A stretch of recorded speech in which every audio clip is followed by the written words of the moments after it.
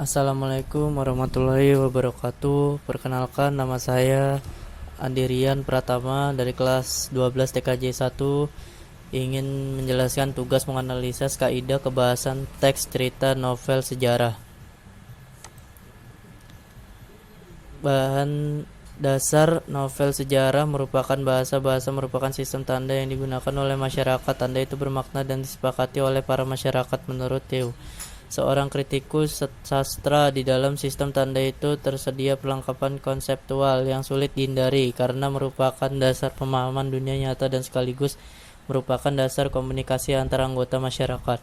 Dalam sistem bahasa di dunia, tidak satupun sistem bahasa yang universal, yang berarti sebuah bahasa yang dimiliki oleh masyarakat tertentu akan berbeda dengan sistem bahasa yang dimiliki oleh masyarakat lainnya.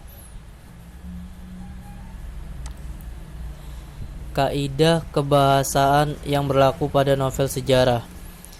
Menggunakan banyak kalimat bermakna lampau. Contoh dalam banyak hal, Gajah Mada bahkan sering mengemukakan pendapat-pendapat yang tidak terduga dan membuat siapapun yang mendengar akan terperangah.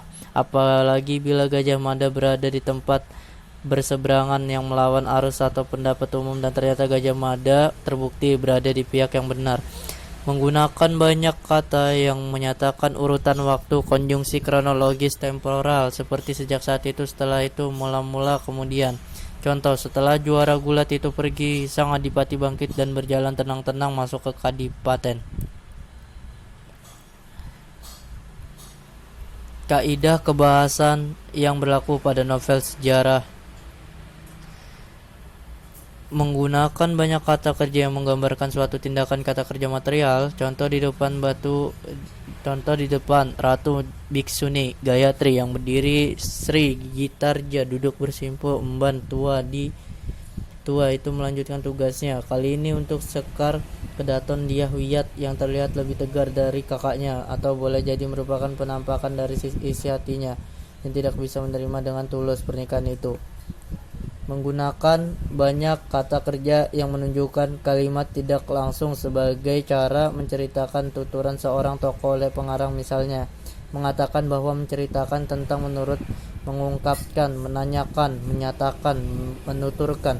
Contoh, menurut Sang Pati Galeng telah periksa seluruh kamar Syah Bandar dan ia telah melihat banyak botol dan benda-benda yang ia tidak tahu nama dan kegunaannya.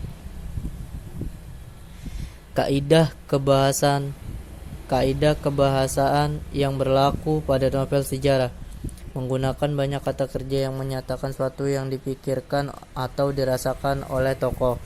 Kata kerja mental, misalnya merasakan, menginginkan, mengharapkan, mendambakan, mentakan, menganggap. Contoh, melihat itu tidak seorang pun yang menolak karena semua berpikir Pati Daha Gajah Mada memang mampu dan layak berada di tempat yang sekarang ia pegang. Menggunakan banyak dialog, hal ini ditunjukkan oleh tanda petik ganda dan kata kerja yang menunjukkan tuturan langsung. Contoh, mana surat itu? Ampun Gusti Adipati, Patik takut maka Patik bakar. Surat apa nyi gede, lontar ataukah kertas? Lon. Kertas barangkali Gusti, Patik tak tahu namanya, bukan lontar. Bukankah bukan hanya surat saja telah kau terima? Adakah ril peranggi pernah kau terima juga? Kaidah kebahasaan yang berlaku pada novel sejarah. Menggunakan kata-kata sifat deskriptif untuk menggambarkan tokoh, tempat, atau suasana. Contoh, Gajah Mada mempersiapkan diri sebelum berbicara dan menebar pandangan mata menyapu wajah semua pimpinan prajurit, pimpinan dari suatu masing-masing. Dari apa yang terjadi itu terlihat betapa besar wibawa Gajah Mada. Bahkan berapa prajurit harus mengakui wibawa yang dimiliki Gajah Mada jauh lebih besar dari wibawa Jayanegara. Sri Jayanegara masih bisa diajak bercanda, tetapi tidak dengan Pati Daha Gajah Mada, sang pemilik wajah yang amat beku itu. Contoh kaidah kebahasaan yang berlaku pada novel sejarah.